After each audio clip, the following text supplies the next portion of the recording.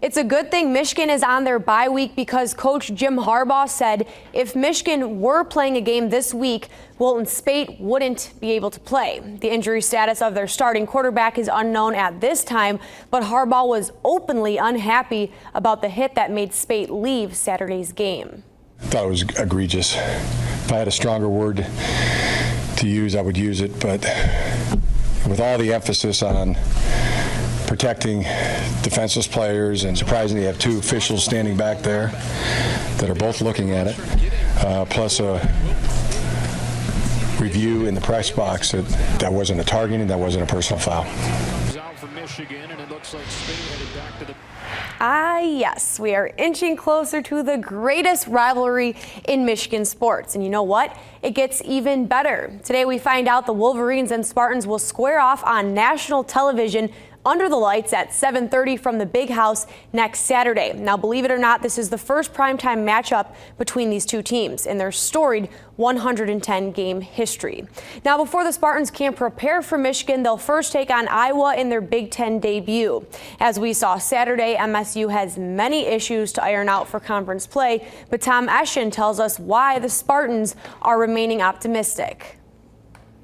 Good evening, everybody, from Spartan Stadium. The story of the game against Notre Dame was really the mistakes. They happened in the first half, and unfortunately, it was the young quarterback, Ryan Lewerke, who was making them. He had that pick six early on in the game that put Michigan State in that two-touchdown hole, and then a fumble deep in their own territory, something he hopes to get past as the Spartans try to improve, as they're such a young and inexperienced squad at this point in the year. The conversations are always about ball security, about making good decisions, especially with your quarterback, but he's trying to make a play and the ball comes out, and he's got to be more careful with the football. And I think as every game goes by, you learn more stuff about just the game of college football and how it works and how the speed works and all that stuff.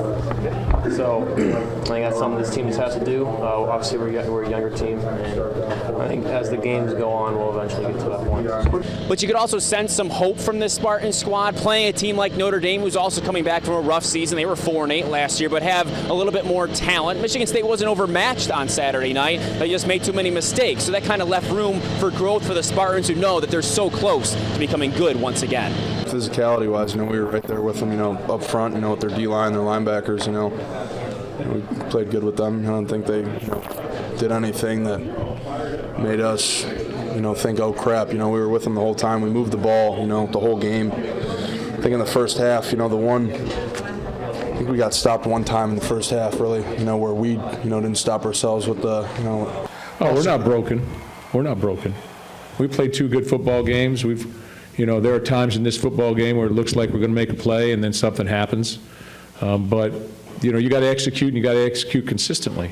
And now Iowa is on the forefront for the Michigan State Spartans, a tough team in the Big Ten. They're going to play right here in Spartan Stadium next Saturday on Fox 66. Reporting here from East Lansing, I'm Tom Eschen.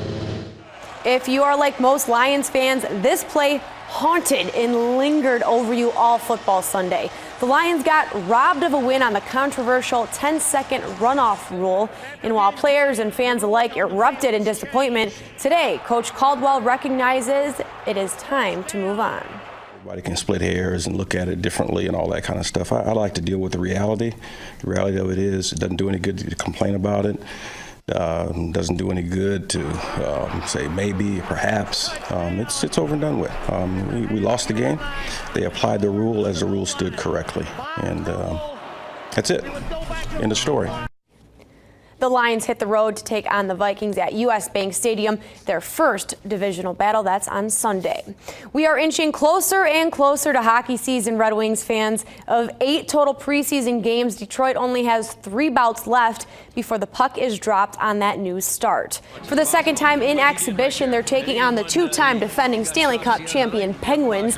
Detroit's power play struggled last season, but it works tonight. Right there's Michael Rasmussen. Look at that. Selly, he doesn't care if it's preseason or not. Then look at this goal by Tomas Tatar, practically off the faceoff. Strictly business. Detroit jumps ahead 3-zip. Pittsburgh would add 1 before the second period ends. Just a few good long passes through the Wings defense, but that is all the Pens had tonight. The Wings win 4-1. They are now 2-0 at LCA, outscoring their opponents 9-1 so far. Looking forward to the regular season. Way to break in that new arena. Eh? Absolutely. We'll be right back.